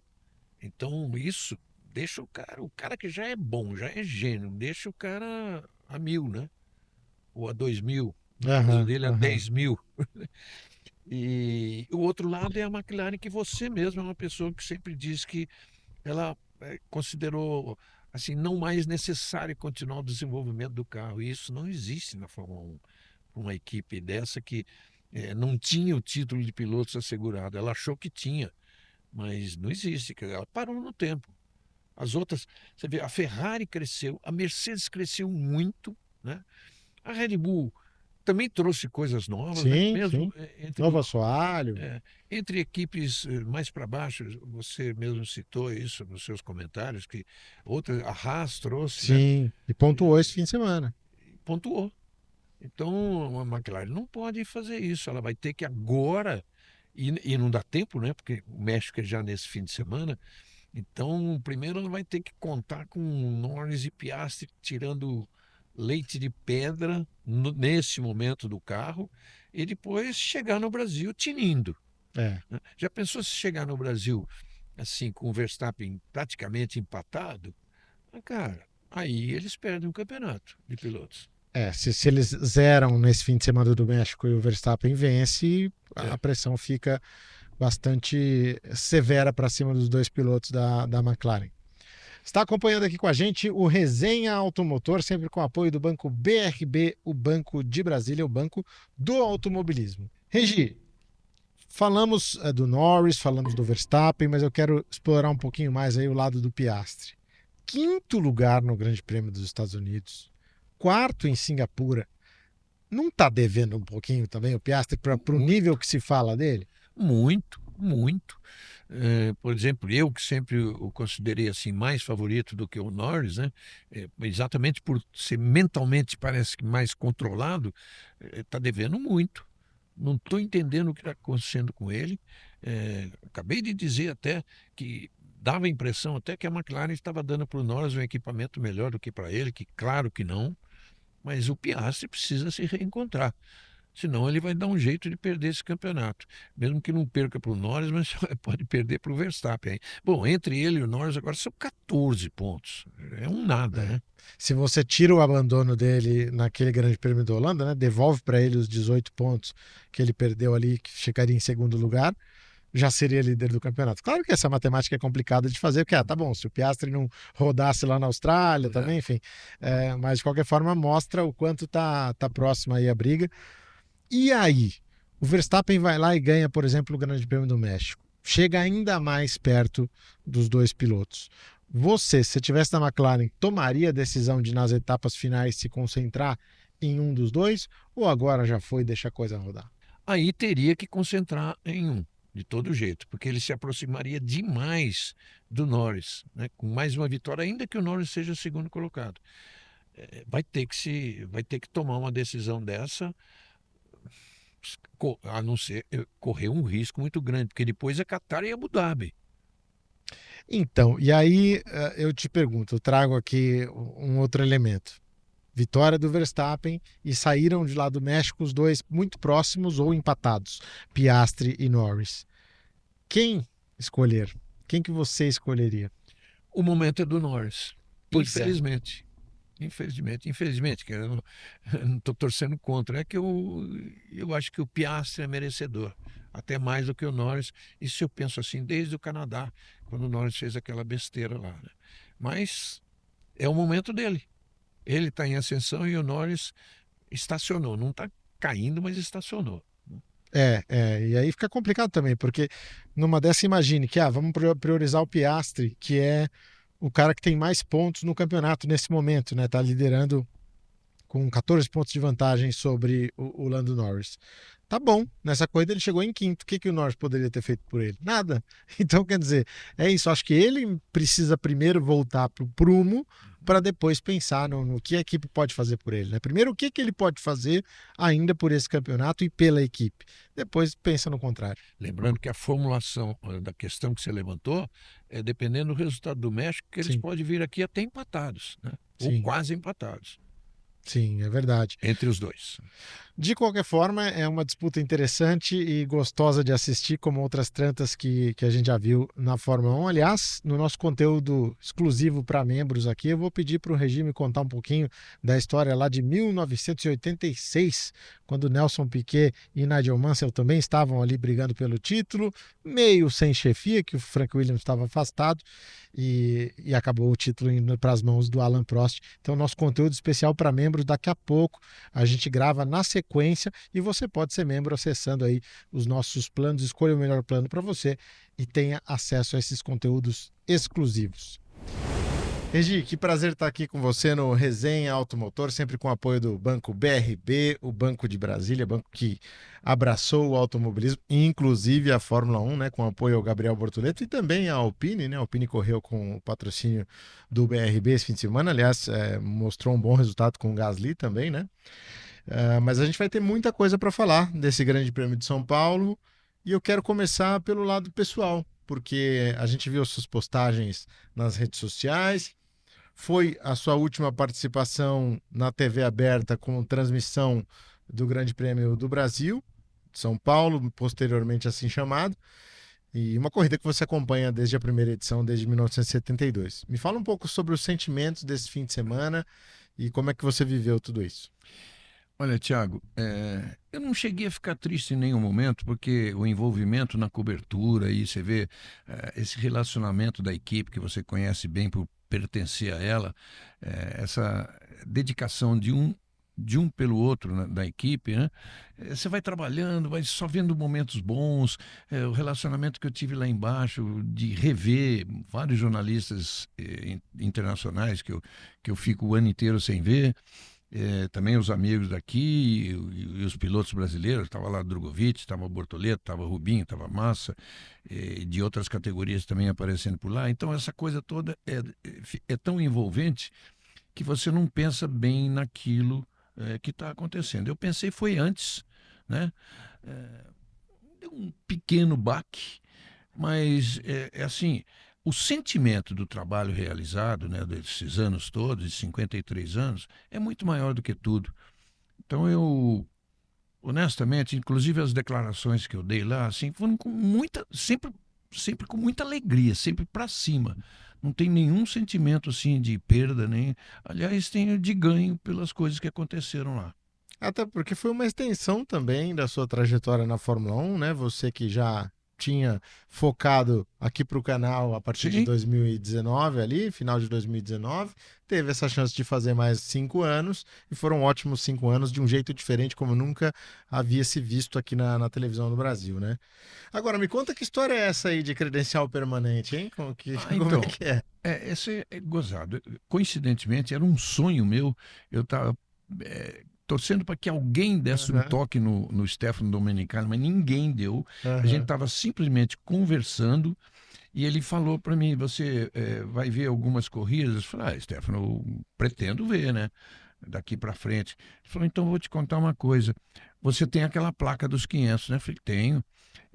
Você, a partir de. Você vai receber na sua casa uma credencial perpétua, né? Que Eu falei: legal. Puxa vida, isso era o que eu queria. Ele Sim, falou: sim. eu vou ver uma posição de embaixador da Fórmula 1 no Brasil para você. Que legal, Aí Regi. seria muito bom. Muito legal Não, de mesmo. qualquer forma, credencial, você vê, qualquer corrida que eu possa ir ver a convite de alguém, ou mesmo que eu queira recordar alguma coisa em determinado circuito, pronto, não preciso pedir credencial para ninguém. Muito bacana esse reconhecimento, Regi, especialmente depois de um fim de semana em que a gente viveu aí o recorde de público histórico do Grande Prêmio de São Paulo ou do Brasil, mais de 300 mil pessoas, 304 mil. 304 mil pessoas, e tenho certeza que o seu trabalho contribuiu muito na construção desses números e é uma fase maravilhosa da Fórmula 1 que a gente vive. Regi, vamos falar agora um pouquinho do fim de semana. O Lando Norris está impossível. Ninguém segura o menino. O que aconteceu? Ele cresceu demais de uns tempos para cá, ao mesmo tempo que o Piastri caiu. Aí você pensa assim: será que a McLaren passou a dar mais atenção para ele? Eu acredito que não, mas de agora em diante vai dar. Não é mandar trocar posição na pista, não é isso. Mas pode até vir a ser isso mais tarde. Então faltam 3 provas, ou daqui a 2, ou na última, se for necessário. Mas eu acho que nem vai ser necessário, Thiago. Acho que esse salto do GP do Brasil assim, é meio definitivo. Ele abrir 24 pontos do Piastri, ele já, ele já teve. Ele já ficou mais do que isso atrás do Piastri, né? Sim. Mas mas tinha 15 corridas pela frente, ou 12, ou 10. Agora não, agora são 3. Agora é a reta final do campeonato. E matematicamente a gente vê que o Verstappen, tipo assim, já pode. Claro que ele vai continuar pensando no título, afinal, são 49 pontos em 83 em disputa. É muito difícil, mas a matemática diz que pode. Mas isso ficou bem mais difícil para o Verstappen. Então, cara, o título está na mão do Lando Norris. Pois é, precisa ver o que vai acontecer agora em Las Vegas, em que acredita-se que a McLaren não será a favorita. por tudo que a Mercedes fez aqui no Brasil, já já a gente fala do Antonelli, e também porque ela fez lá no ano passado, né? Pelo que ela fez lá o ano passado. Você acredita também? Posso te falar? Diga. O fato dela não ser favorita só favorece o Norris. Pensa bem. Vamos, ainda que o Verstappen vença, mas a briga do Norris diretamente é com o Piastri. O Verstappen tiraria alguma diferença, mas para quem tem 49 de desvantagem, não significaria muito. E se a Mercedes vencer, aí é tudo que a McLaren queria, é tudo que o Lawrence precisaria. Porque a grande posição que tira pontos mesmo é primeiro para segundo, né? Que aí você desconta 7 pontos, depois são só alguns pontos ali a menos, né? Mas de fato vai ser bem interessante e legal ter essa sua visão de que pode ser benéfico para a McLaren agora ter também a Mercedes nessa briga lá no Grande Prêmio de Las Vegas. Piastri perdeu muito rendimento, especialmente na prova de sábado, na prova sprint, acabou batendo. E eu queria te ouvir sobre esse incidente e sobre a fase que vive o Piastri. Tem recuperação? Você acha que nessas 3 últimas etapas é possível que a gente volte a ver aquele cara que a gente já passou a admirar no ano passado e também em algumas provas desse ano? Pelo tanto que eu admiro o Piastri, torço para que aconteça isso.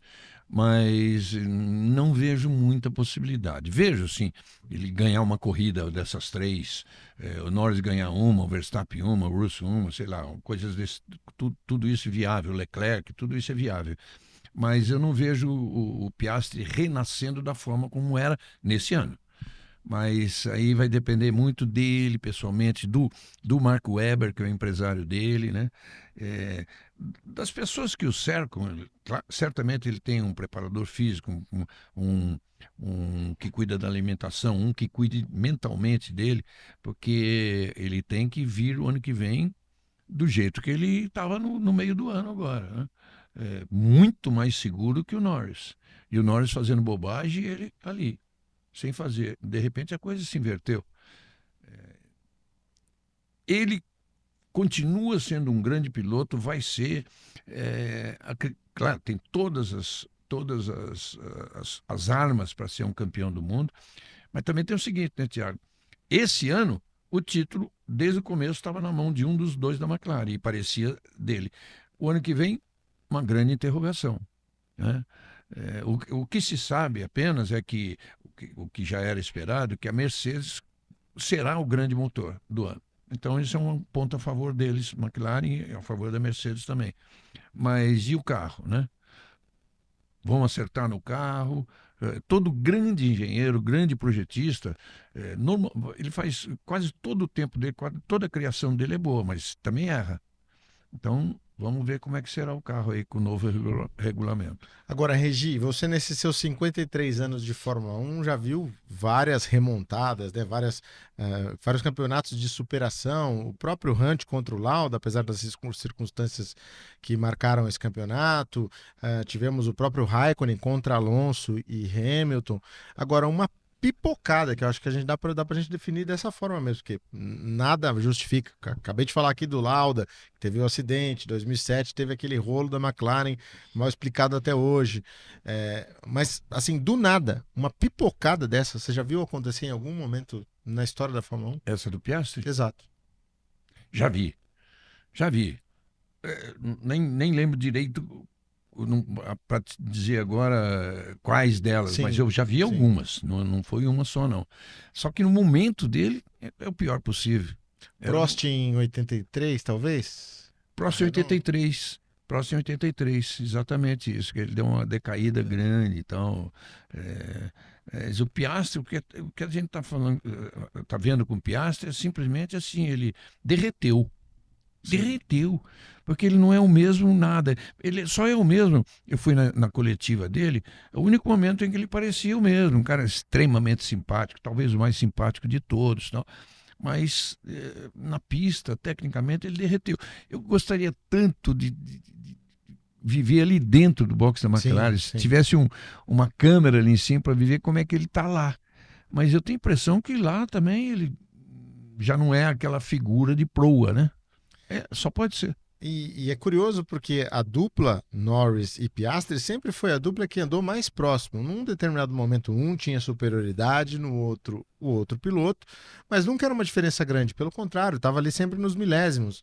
O ano passado, por exemplo, o Piastri perdeu de 21-3 para o Norris em classificação. Só que a diferença deles era a menor entre companheiros de equipe, mesmo com o Piastri perdendo tanto. E esse ano continuava assim, continuava muito pequena.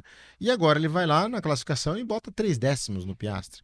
Então, é assim, alguma coisa não está funcionando para o Piastri. Foi um desempate, né? Eles estavam 10-10 esse ano. E agora foi 11-10 para o Norris. Mas não é o problema de uma classificação à frente. O problema é essa diferença de 3 décimos. O que aconteceu? Eu ouvi dizer, aliás, o próprio Jafone comentou isso na nossa transmissão, que a suspensão dos dois carros haviam sido invertidas, acho que desde o México. Mudaram. Na verdade, acho que até antes, porque o Norris não estava se sentindo tão confortável no carro quanto o Piastri no começo do ano. Aí ele pede alteração, a McLaren faz a alteração. O Piastri não, estou confortável, vamos assim mesmo. E o que se especula é que agora o Piastri está sofrendo desses mesmos males que ele não percebia ou não sentia. Eu estou quase acreditando, esses dias falei com um amigo meu que eu sempre converso com ele, um cara de Floripa, um amigaço, e o Guilherme, que sempre ele foi piloto de rally, ele é ligado em tudo, moto, rally, Fórmula 1, ele assiste tudo, comenta comigo. E ele me disse, a última vez que nós estivemos jantando até lá em Floripa, já faz uns 2 meses, eu falei para ele que eu acho que o Piastri vai ser campeão, né? Inclusive é o meu preferido, parece que mentalmente mais forte. Faz uns 3 meses. Ele falou, mas o Norris é mais rápido. Eu tive que quase concordar. Eu falei, muito provavelmente você tem razão, mas essa visão sua é assim um negócio, sintonia fina. Ele tem razão. Tem razão, tem razão. Tá aí. E é isso, né, Regi? Se espera muito do Piastri porque a curva ascendente dele vinha assim, né? Ele vinha realmente melhorando e evoluindo a cada temporada e agora não só estagnou, como parece que deu uma caída. Então o Norris volta a mostrar o que ele sempre mostrou e o que fez com que ele fosse contratado pela McLaren lá em 2019, que fizesse esse projeto todo junto com eles de retomada da McLaren, né? Agora, Regi, vamos falar um pouquinho de Gabriel Bortoleto. Gabriel Bortoleto fez o primeiro fim de semana dele em São Paulo. A gente sabe o quanto é difícil, né? Eu estava acompanhando pelas redes sociais cada atividade que ele fazia e eu fiquei cansado por ele. Falei, meu Deus, esse cara não para. De segunda a quinta-feira, ele trabalhando pesado lá, fazendo uma série de atividades. E querendo ou não, isso é algo que cobra, né? A gente vê no histórico dos pilotos brasileiros, de Ayrton Senna ao Pedro Paulo Diniz, ou enfim, qualquer piloto que você colocar aí, todos eles, nas estreias em grandes prêmios do Brasil, não tiveram resultados espetaculares.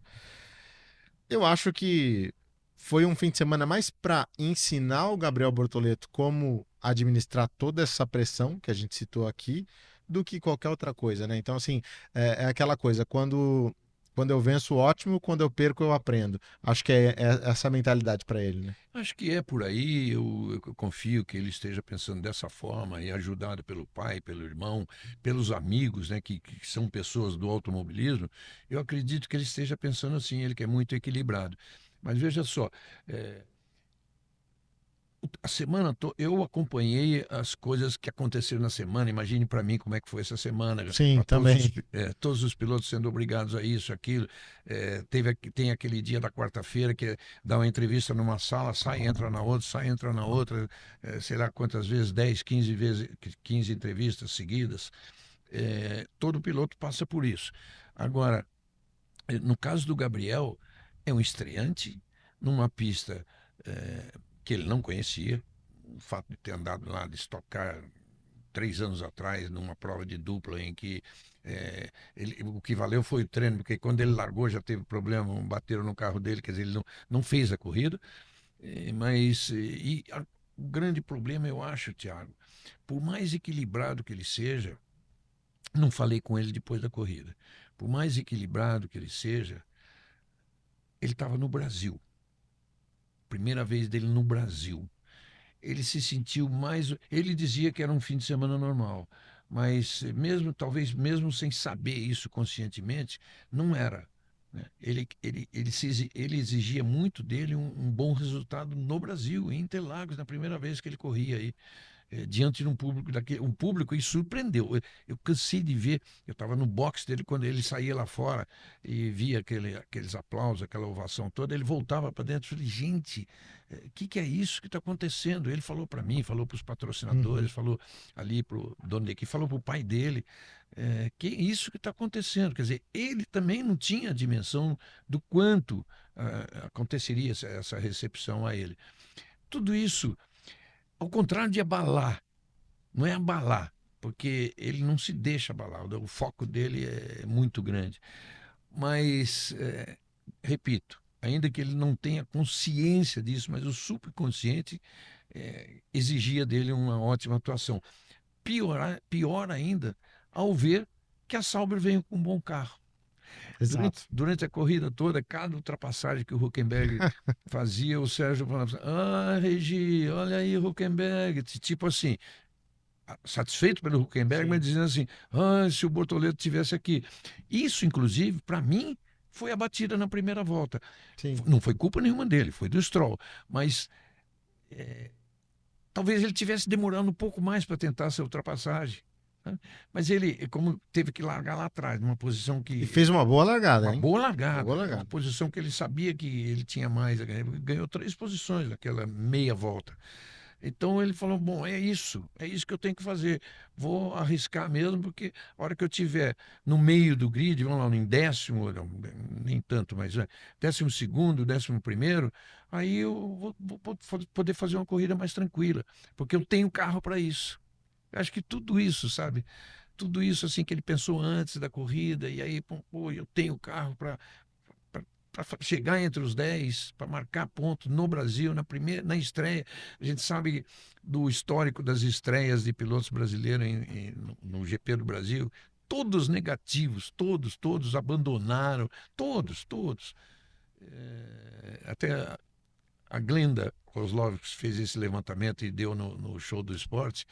E quando ela falou exceção do Emerson que ganhou, eu falei, não, Glenda, tem mais uma coisa. A estreia dele, na verdade, foi no ano anterior, no ano ele estava ganhando e quebrou, abandonou também. Exato, né? Exatamente. Então, enfim, mas não deu, cara. Quero muito conversar com ele, tive que descansar bastante ele também, então quero muito conversar com ele para saber qual é o que ele tira. O estado de espírito dele. O estado de espírito que é importante. Ele deve ficar um pouco no Brasil agora, que tem um tempo. E a próxima é Las Vegas, né? Tá aqui na América conversar do Norte. com ele em Las Vegas, e não na semana, daqui a 2 semanas. Eu vou conversar com ele assim, com calma, quando ele estiver mais calmo. Legal. Ele deve estar muito triste. Deve estar, claro, faz parte. Mas também ele é um cara que consegue passar por essas coisas de forma impressionante, né? A gente viu na Fórmula 2 o quanto ele conseguia se recuperar de um desempenho ruim ou de um dia ruim. E é isso. Acho que o que eu ouvi lá de muita gente, tenho certeza que também pode ter chegado alguma coisa semelhante ali para as conversas que você teve, é que o Bortoleto ele cumpriu parte da meta pessoal dele de evoluir, de marcar pontos, de ser consistente, de ser rápido, de saber administrar uma corrida. E que a equipe o incentivou agora a tentar dar um passo a mais. Tipo, vamos ser mais agressivo, vamos tentar agora jogar mais pesado, e que talvez ele tenha tentado isso nesse fim de semana e 2 vezes, né, na classificação e na corrida sprint e na corrida principal acabou não funcionando. Nesse sentido, a batida forte dele, né, a batida do sábado, eu soube que, assim, a portas fechadas, e quem estava junto, o Mattia Binotto falou para ele assim, eu ficaria chateado, eu ficaria decepcionado se você não tivesse feito aquilo, se você não tivesse arriscado aquilo. Que legal. Que legal. Não sei nem se é um bom conselho isso para ele. Mas eu acho bacana, e de fato é o ímpeto dele, foi para cima, tentou, acabou não dando certo. Regi, que prazer ter você aqui mais uma vez com a gente nesse Resenha Automotor, agora para falar sobre o 35º campeão mundial de Fórmula 1. Antes de mais nada, tá em boas mãos? Está em boas mãos. E é muito bom a Fórmula 1 ter um campeão novo. A gente sabe que desde Sebastian Vettel em 2010 a gente teve domínio Red Bull e Mercedes, praticamente Vettel, Hamilton e Verstappen, teve um intercalado Hamilton ali com Rosberg, mas era Mercedes, e agora temos um campeão novo e de volta a grande McLaren que a gente aprendeu a admirar aí nas mãos de Emerson, nas mãos de Ayrton, lembrando sempre, pouca gente lembra disso, mas o Piquet correu de McLaren. Verdade. A segunda corrida dele não era uma McLaren oficial, uma McLaren alugada por um cara que chamava Bob Spershott, e patrocínio da Chesterfield, um cigarro que nem existe mais, um cigarro americano, e foi a segunda corrida dele. E a McLaren volta a ser campeã mundial, inclusive o Norris falou isso na entrevista, né? Ele disse: eu me sinto muito feliz, muito honrado de ter devolvido à McLaren um pouco de tudo que eles fizeram por mim, porque é um cara que foi, assim como o Hamilton também, na época do Ron Dennis, né? Um cara que foi criado aí pela McLaren, né? Passou 16 anos, segundo ele, os últimos 9, principalmente, sob os olhares da McLaren e com o investimento da McLaren para que ele fosse um piloto de alto nível. Sem dúvida. E outra, está de muito bom tamanho. E outra, a McLaren, depois daquele grande erro lá, né, que praticamente teria entregue o campeonato nas mãos do Verstappen lá no Qatar, né, de não parar naquele safety car, sabendo que era obrigatório dar no máximo 25 voltas com o pneu, ela foi perfeita agora. E perfeita porque ela tinha uma estratégia que tinha várias alternativas, tá? Tudo bem, sacrificando o Piastri, mas que poderia fazê-lo ganhar a corrida, sacrificando o título dele, mas tudo de acordo, tudo programadinho antes, dependeria das alternativas da corrida para o segundo passo, e, enfim, acabou não precisando para o Norris fazer o mínimo que precisava, que era um terceiro, e o Piastri chegar em segundo. O ideal seria que eles pretendiam que tentasse o Piastri ganhasse a corrida. Aí seria tudo, né? Ficaria ainda mais fácil, né? Porque dobradinha, né? Do primeiro para o segundo são 7 pontos de diferença. Então, essa é a grande vantagem hoje na Fórmula 1. Se você anula essa vantagem do Verstappen, se o Piastri consegue fazer isso, ficaria bom também para a McLaren. Aliás, durante a transmissão, no momento em que a gente tem a ultrapassagem do Piastri para cima do Norris na primeira volta, você chama atenção e fala: isso está com cara de que, não com essas palavras, mas isso está com cara de que está dentro do planejado pela McLaren. E de fato, né, o André Stella, na entrevista pós-corrida, confirmou que eles tinham se falado e tinham combinado que não haveria uma resistência muito grande do Norris para cima do Piastri, porque era jogo também para o Norris ter o Piastri atacando o Verstappen. Sim, claro que era. Primeiro ele atacando o Verstappen. Ele de pneu duro ficou defendendo qualquer adversário que chegasse no Norris. Segundo, quando ele passou, era para tentativa. Como ele estava de pneu duro, que já é estranho, né? Largar um piloto naquela posição, largar de pneu duro, né? Mas ainda assim, o pneu duro, depois de 6, 7 voltas, fica num bom estado, e ele teria condições de atacar o Verstappen, até teve, né? Mas também a Red Bull reagiu bem na sua estratégia, parou o Verstappen na hora certa. Mas vê no final da corrida o quanto o Piastri se aproximou do Verstappen. Não tinha tempo, mas se aproximou muito. E o rádio do Piastri, no momento em que ele passa o Norris, vem a mensagem do engenheiro dele dizendo: vamos lá, vamos ver se você consegue pressionar o Verstappen. Então estava tudo muito bem planejado. Muito. Então, com as várias alternativas. Vamos lá, a última e último caso, ele trocava de posição no finalzinho para o Norris, se o Norris estivesse em quarto, por exemplo, né? Trocava de posição. Ou então, se estivesse em quarto e tivesse um piloto entre eles, o Piastri deixaria os dois passarem, mesmo o adversário e mais o Norris. Ô Regi, vamos falar um pouquinho do Norris, esse novo campeão mundial de Fórmula 1. Eu vejo muita gente já dizendo: poxa, mas é um campeão sem muita expressão, lembra um pouco o Jenson Button, Damon Hill, os caras puxando, Villeneuve. Eu acho que não está certo, né? Com a temporada que teve o Lando Norris e com o nível de adversários que ele teve, tanto no Piastri quanto no Verstappen. Acho que a gente tende a aplaudir o que ele conseguiu esse ano, né? Eu tenho certeza disso. O Norris deixou a desejar numa parte do campeonato, aquela grande besteira que ele fez no Canadá, né? Imagine que não cabia aquilo, ele tentar passar o próprio Piastri ali apertado junto no muro, pisando na grama e tudo. Não tinha porquê. Era para chegar atrás do Piastri e ponto. Ele já teria sido campeão há mais tempo, né? Se tivesse acontecido aquilo. Mas o Norris mostrou, primeiro, essa capacidade de reação, né? Depois de fazer aquilo e andar um tempo bom abatido, tanto que o Piastri, isso é bom que se diga, o Piastri também mereceria o título, porque ele foi o cara que mais liderou o campeonato. Durante 15 etapas ele foi o líder, 15 das 24 ele foi o líder. Então ele também fez tudo por merecer. Aí aconteceu o contrário, né? Ele mentalmente se abateu, ficou 7 corridas sem pódio, você mesmo lembrou disso, e aí ficou numa situação que estava, ou era o Norris ou o Verstappen. Então ele teve que aceitar até essa estratégia da McLaren. Mas o Norris, é muito cedo para se falar isso, que ele é um Button, que ele é um Damon Hill. Desculpe falar. Eu sou um grande fã do Hill, torcia para ele contra o Schumacher lá nos anos 90. Mas é muito cedo. Vamos ver os próximos anos. De repente ele engata aí títulos, né? Ele está na melhor equipe da Fórmula 1 no momento. Bem, as regras vão mudar, mas é muito cedo falar isso. E é desconhecer o esporte, desmerecer um cara que chegou onde ele chegou, né? Não é qualquer piloto que é campeão mundial de Fórmula 1. E hoje eu vi muito, ontem mesmo e hoje eu vi muitas postagens, muita coisa escrita sobre a carreira dele.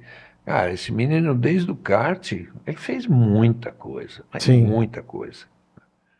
Exato, e se preparou muito bem, né? Enfim, muito bem. Chegou naquele momento na McLaren, cresceu junto com a McLaren, fez uma aposta que muitos pilotos não quiseram fazer, não puderam fazer ou não tiveram a chance. O Alonso foi embora da McLaren, enfim, acreditando que dali não saía nada. Posteriormente, o próprio Sainz aceita a proposta da Ferrari e sai da McLaren, era Norris e Sainz ali na equipe. Você já fez as contas de quantas vezes o Alonso saiu de uma equipe? Exato, que depois...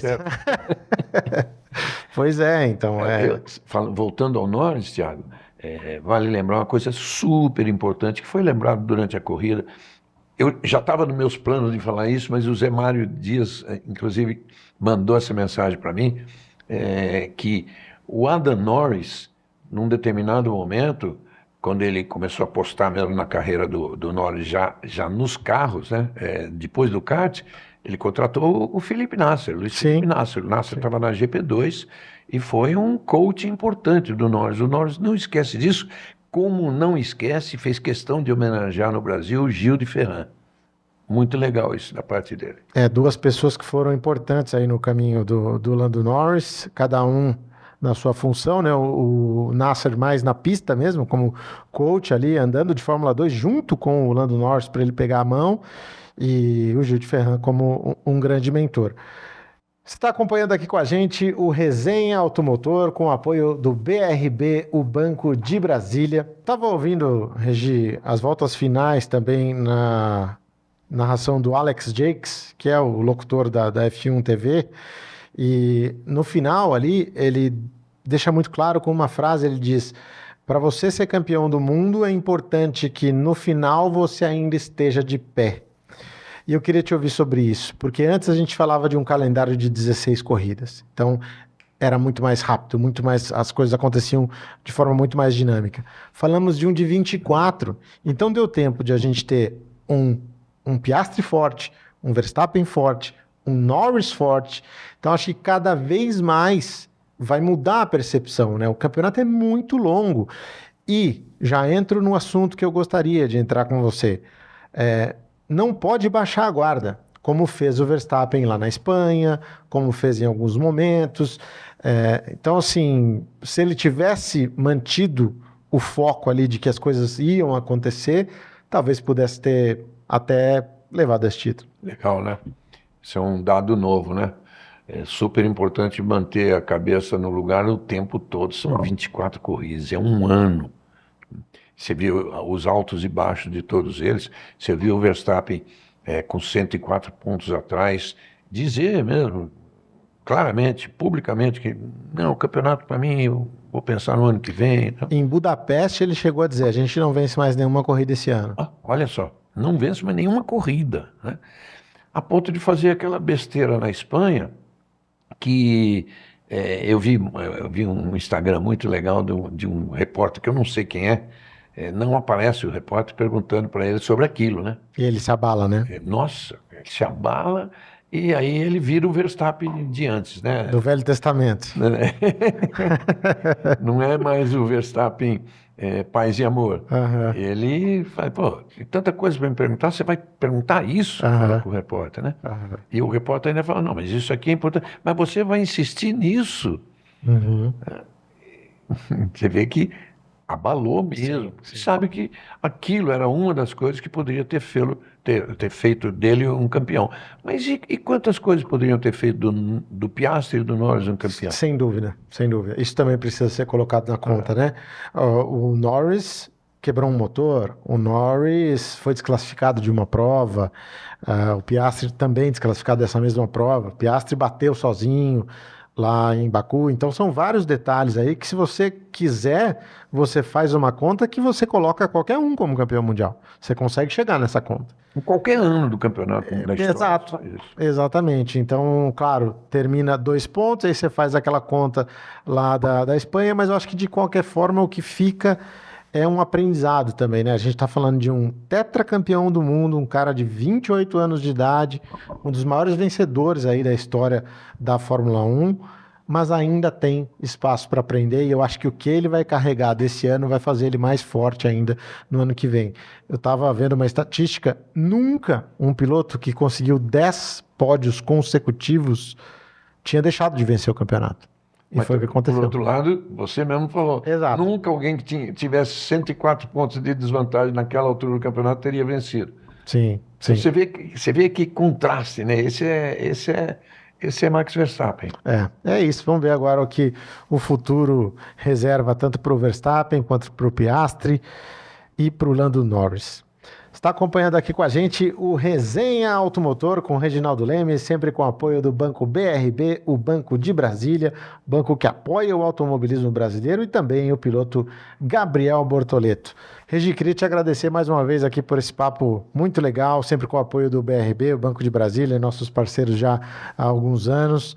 E vamos em frente, temporada 2026, se não vai estar nas transmissões, que esteja aqui mais vezes. Estamos aqui. Esse canal agora, Fórmula 1 para mim é aqui, tudo que a gente já faz e mais o que vai fazer, e na Band, Stock Car, uma participação na Indy, Fórmula E, cara, eu acho que deu um salto muito grande de qualidade. E agora com o Drogovic, o Lucas de Grassi. Drogovic é um cara para ser campeão em 3 anos. Também acho. É isso. Isso aí, gente. Muito bem, se você gostou, claro, deixa o seu like, se você gostou, compartilha e, acima de tudo, inscreva-se no canal, isso é muito importante, boa parte das visualizações que a gente tem são de pessoas ainda não inscritas, então faça a sua parte e deixa aí a inscrição, tá bom? A gente volta aí ao longo das próximas semanas também e na próxima temporada com mais velocidade. Tchau!